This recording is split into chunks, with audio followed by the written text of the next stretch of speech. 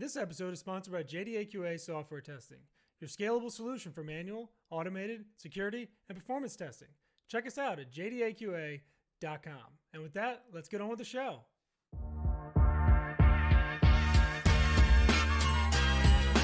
This is The First Customer, hosted by Jay Agnew.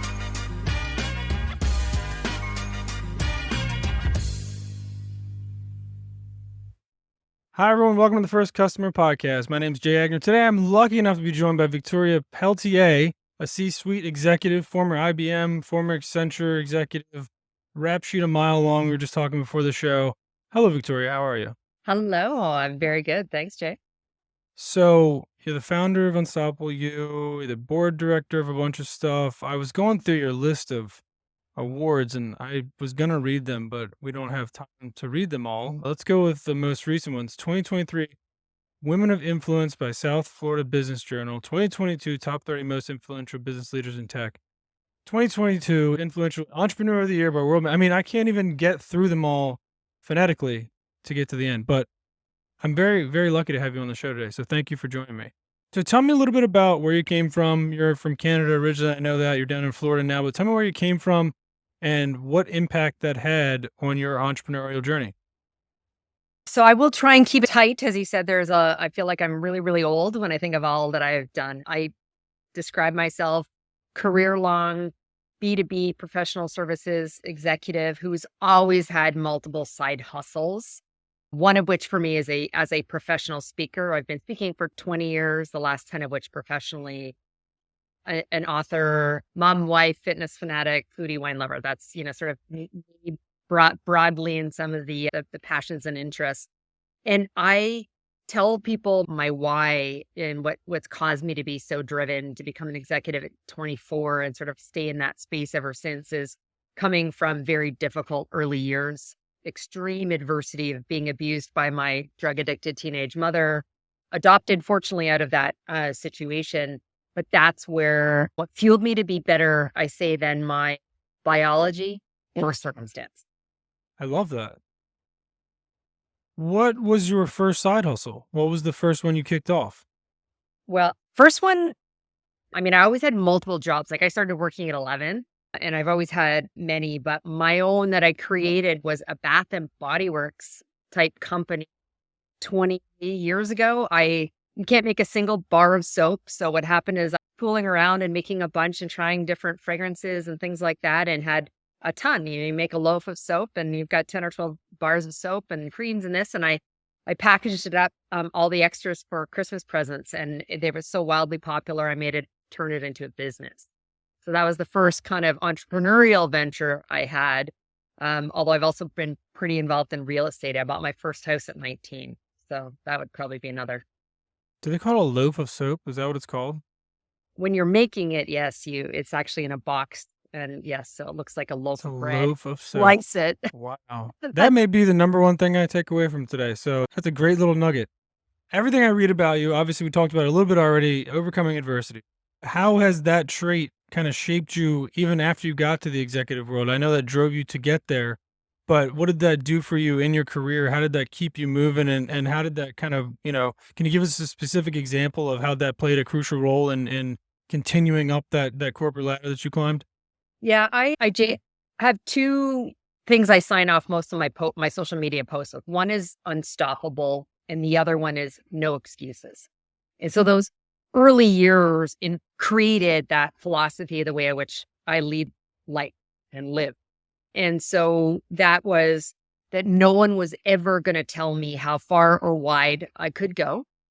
The unstoppableness. I wouldn't have said that I had my vision set as a child that I was going to be a CEO someday. I thought I was going to be a lawyer actually.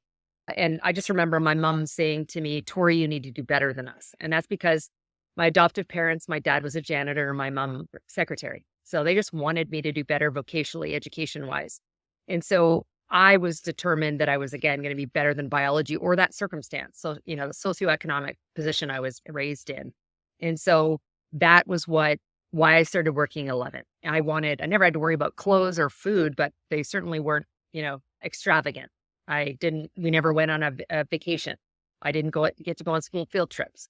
And so that's where, my desire to want to do more, want to do better, and achieve whatever I had my heart set on, whether that be a new career or level in the company I was working for, or early on material things meant more to me than they do now. But achieving, that first Sony Walkman that I bought on my own.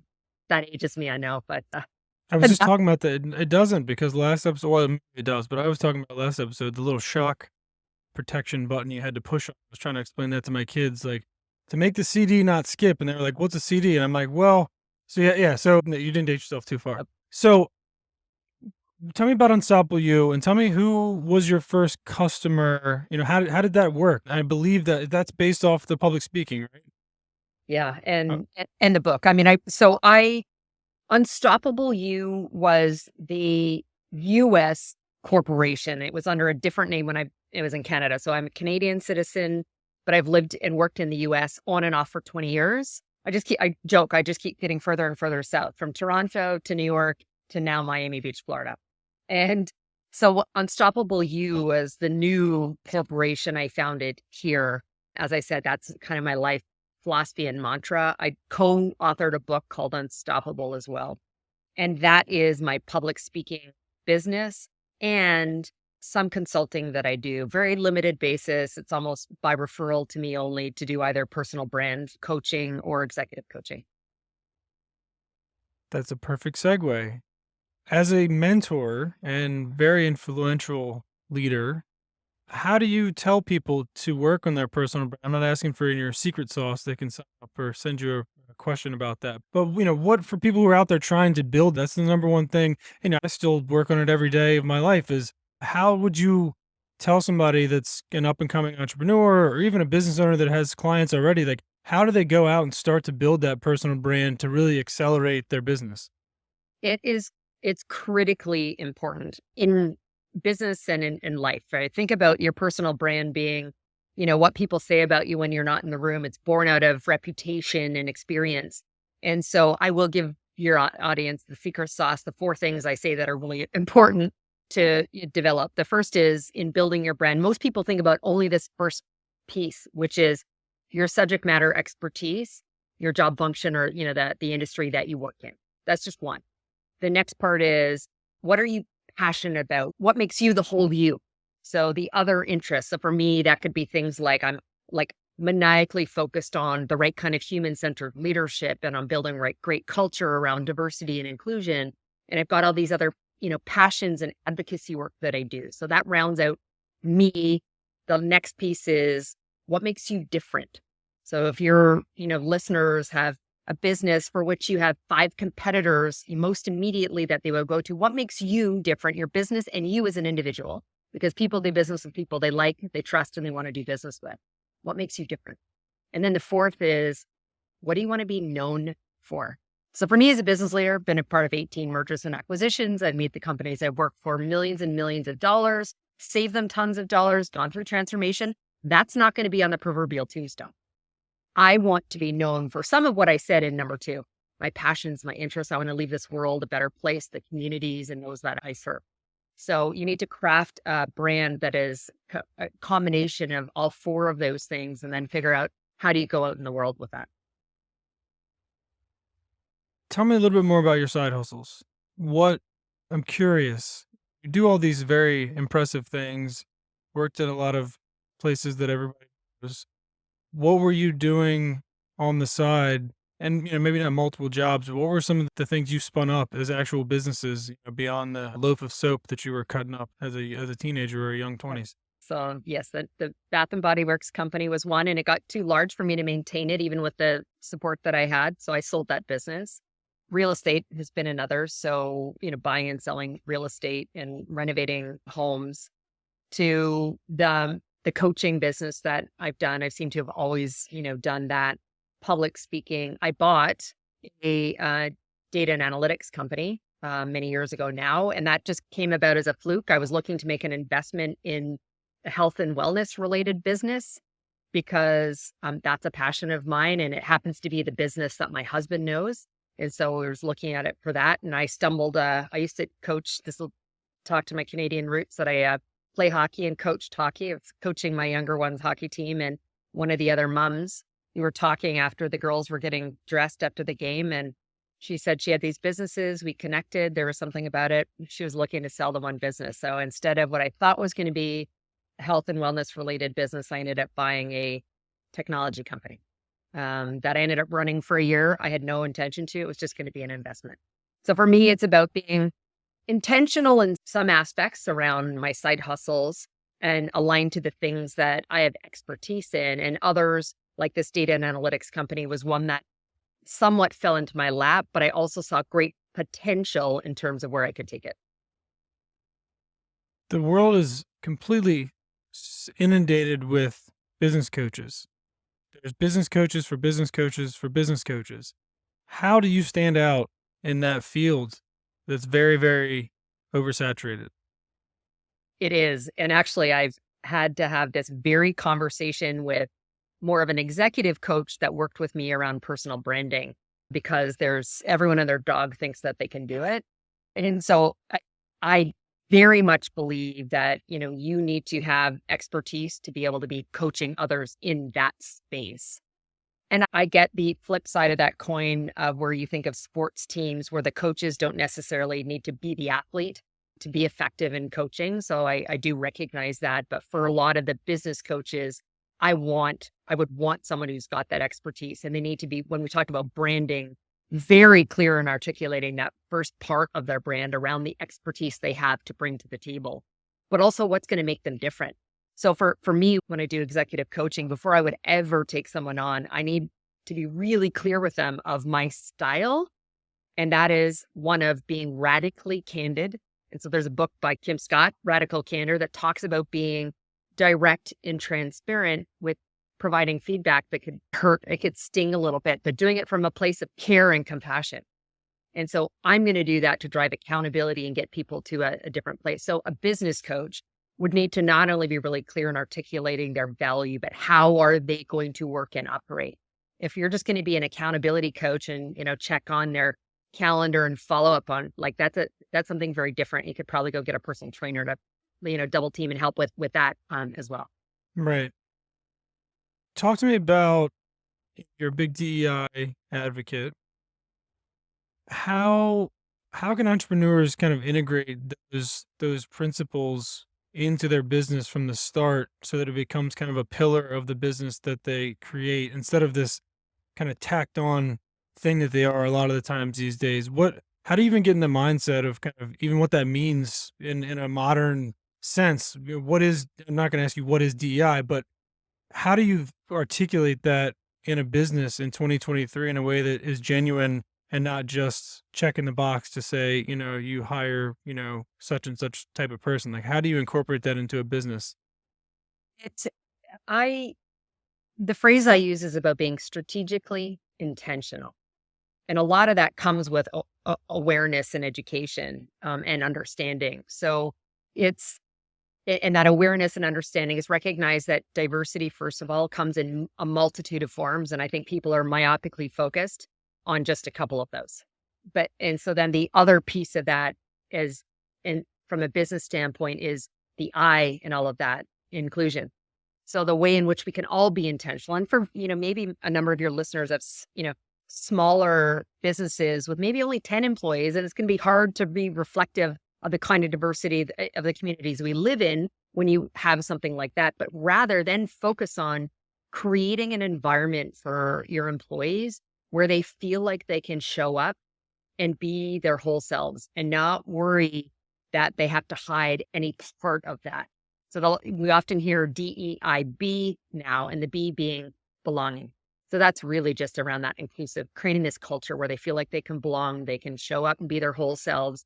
They can talk about their partners, their differences, their lived experiences without fear of retribution or reprisal in doing so. I love that. If you had to start Unstoppable You again today with the same core values and the same purpose of the business, what would be step one based off the stuff you've learned over the last 15, 20 years? It's funny because I tell people quite frequently, about I don't do things that don't bring me personal or professional joy or value. And in doing that, it means I say no to a lot of things, but I also learn to delegate and outsource. I would have done a little bit more of the delegation and outsourcing sooner with this business. And today I have, a ton of, people that support me. There's people I've met off of Upwork years ago. The guy who maintains my website, for example, I've used him for years and years and years now, but I originally met him off of just hired him for one project off Upwork. And so I think maybe because of the way that I formed this business, in addition to my C-suite exec job, there was just a few things I was doing myself, not expecting it would grow as large as it did. And I probably would have done a little bit more of that outsourcing earlier. I have so many people that are my core employees that I met on Upwork many, many years ago. That's how I got my start into consulting. So I know that story very well. How would you tell people to start delegating? What is, that's something I run across all the time. I'm not a business coach, but I have a lot of, as you know, if you run a successful business at any point in your life, lots of people will ask you lots of questions. How would you recommend somebody start the process of delegation? A lot of it, I think, comes with the ability to get comfortable with not being in complete control. So for me, that was actually hard. I'm an A-type personality, if that hasn't come I across. had no idea. I could not tell at all. And so for me, it was really difficult early in my career because I was like, well, I did this well. And particularly when people move and advance in their career and you were the individual contributor and now you move to this next level. So to get comfortable with a loss of control doesn't mean, again, you're now become the leader. So how do you supervise? And so get comfortable with what that looks like and giving the reins over to someone else, but be really clear with those that you're outsourcing to around what the deliverable or the outcome needs to be and how success will look like or be measured so that there are no surprises and everyone's happy at the end of that outsourcing or, contract or engagement. You mentioned a great word, control. How did you learn to let up the reins a little bit? Like you said, how did you give up some of that control? And was that it was a hard process for your, like I said, you're an A-type personality, but how did you finally start? What was the moments where you started to go, oh, if I let some of this stuff go, I actually get more work done? It was confidence in my leadership and hiring of others around me who had the skills. And in many cases, recognizing they were actually much better at some of that than I ever was. So it was, just confidence in my leadership skills and building the right team. That would be one. Two was time and, recognize it's finite. And so although I believe that when people ask, I hate being asked the question, how do you do it all? Well, it's all just life and we integrate it all together. But for me, I believe where there's conviction, there's capacity. But that requires some of these trade-offs. So for me, it's recognizing that the capacity I want to create for maybe this new thing over here requires me to let go and delegate or outsource or say no to other things. What were some of the characteristics of the people that you delegated to that you started to find the common thread? And like, what were the ones that you were, when you start to, I must have interviewed thousands of people at this point, between my virtual assistant staff and business and all this, like, what are the characteristics you started to kind of pick up on that were, oh, this is a good person. This is a person that can handle this load that I'm about to put on him, because not everybody can, and different people can do different things. How did you start to piece those things together? What were some of those characteristics you saw in people that you were like, that's going to be a good one? So fit is critically important and testing that out. For me, it's then incumbent upon me as the hiring manager and the interviewer to talk about what does a day in the life of really look like? And how would you handle this situation or that situation where all that stuff? And so I want to see how they're going to react or respond and whether they've experienced something like that in the past or the critical thinking in terms of how do they need to juggle this kind of work? And are they comfortable with, I've had this saying, there are no schedules, there's just deliverables. So prior to COVID, I always allowed my team to work remotely. You also didn't need to ask me for permission to leave early to take a kid to a doctor or soccer game or something like that. We just had deliverables. However, I'm in a B2B business and clients set some of our priorities and timelines. So there's going to be times where we need to flex completely to, work insane hours to deliver. And so I am looking for people who are comfortable with that, but also quickly establish a rapport and bond to know that when I ask that of them, that they're going to do it, but know that I've got their back and I will take care of them in another way to make sure that I've compensated fairly for that. Not just from a monetary perspective, but just, in terms of being, human and with, the people, and whether it's time, space, and capacity and trust in them. Treating people like humans is such a easy thing to do. A lot of people don't seem to understand how impactful that is. And I think you probably lead our teams in the similar way of being compassionate, but, realistic at the same time. Mhm. Back to the delegation thing real quick. How did you identify the things that were best for you to not be doing yourself?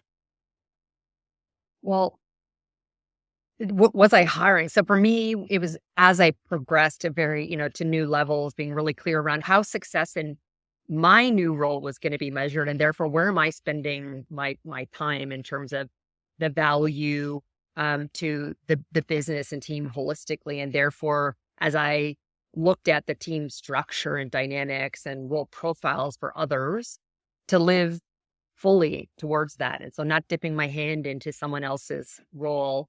Not that I'm saying it hasn't ever happened, but for specific reasons. But that was a big part of it. Over like I've had to get really clear, and it's in part because I've been bitten in the ass in the past around a lack of clarity around success with an organization and how I believe they've told me it's going to be measured. And then many times it's actually what the reality looks like, and the two aren't aligned at all. And so it's then that drives action, behavior, and where I spend my time, quite frankly, or choosing and saying it's not the right place for me. Right. That's helped significantly in terms of delegation, where I'm spending my time versus where am I going to find others to deliver maybe some of the non-essential, valuable, components, but still things that have to get done. Switch over to public speaking. I'm sure you get asked this question. I'm going to ask it anyway. Do you still get nervous when you go up to speak in front of a large crowd? Yes, I do. I actually, for me, but it's almost like this nervous energy, the butterflies that are there, which actually go with as soon as I'm on stage for 1 or 2 minutes, they calm down. But it's just given me such rise and energy to get on that stage. It's not nervousness in the way other people might think, like, am I going to forget like my, what I want to, point I want to get across? It's none of that. It's just this incredible energy of like hopping up on stage for the first time. And so I love it, which is why I've hated the fact with COVID, it went like all online, because you do not have that same experience at all through, the screen on your computer. I feel the same way. I'm getting my pilot's license. I was terrified of flying my whole life, and I get the same charge when I step into the plane and I turn it on, and as I take off, that just electric kind of, excitement, not nervousness. It's excitement. Somebody said somewhere at some point that nervousness and excitement are the same in the same place in the brain. I don't know if that's true or not, but I choose to believe it's true because that makes me feel better. But I definitely get that sense of what you're saying, where it's like you're not scared, but you are. It's good nerves. It's that prime you up. It's like getting ready to run out into the football field or skate out into the ice, or whatever it is. So let's switch gears a little bit.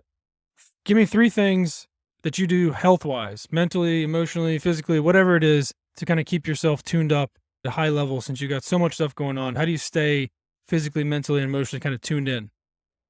So physically, I'm a fitness fanatic. I work out 6 days a week. I have always been very, very athletic and active. And so I block my calendar off to make sure no one books me during that time for early morning calls so I can get back in and get showered and get ready. So that would be one. Mentally, there's a lot of things that I do. And I actually use that gym time for a little bit of that mentally. So I start my day listening to podcasts, audiobooks, or music, or a mix of all of those while I'm at the gym. And that is like Zen me time. But I'm also, I probably have ADHD. And so I'm also thinking about my day and processing things as well. So that gives me great calm and clarity and sets me up for the day. And then the other thing I would do is I have a couple of people in my life that I share everything with. And so my best friend and my husband are those two people. My poor husband, however, who has to listen to me just vent. There's many times where I just need to like say what happened. And sometimes it's while I'm, sitting in the, from particularly working from home now, I just get off a call and some expletive comes out of my mouth and he knows he'll come running in. He's like, do you need a tea? Do you need to talk? What like, and it's just, I need to say it. Many times I don't want any advice. Right. And so I just, the fact that I can sort of share and sometimes that helps me process and be really reflective. So those are things that help me. I like that. I've been trying better telling my wife I don't need a reply. I don't need you to make me feel better. I just need you to let me say this out loud. So I love that you guys have that. All right. Let's wrap with this. I have one mystery question. So, as someone who's done a lot, maybe you've done everything on your bucket list or whatever it is, but non-business related, if there was one thing you could do on earth and you knew you couldn't fail, what would it be? Hmm. Oh, that's hard. I I don't know if you'll accept this as an answer, Jay, because I kind of did a little bit in my youth, but I was an actor when I was younger. And I would love, and maybe that's part of why I enjoy public speaking and performing for audiences. But I would love to be an I like don't think that's a perfectly acceptable answer. I get some crazy ones that are not even close to acceptable. That's a great answer. Be an actor. That's a great. I mean, that's a fearful, filled thing to go try to do. So I completely accept. That's a great answer. All right. If people want to find you, Victoria, and if they want to find any of your businesses, what's the best way for them to do that? I have a personal website, which is Victoria-Pelletier.com. I'm sure it'll be in your show notes. So Yes, it will.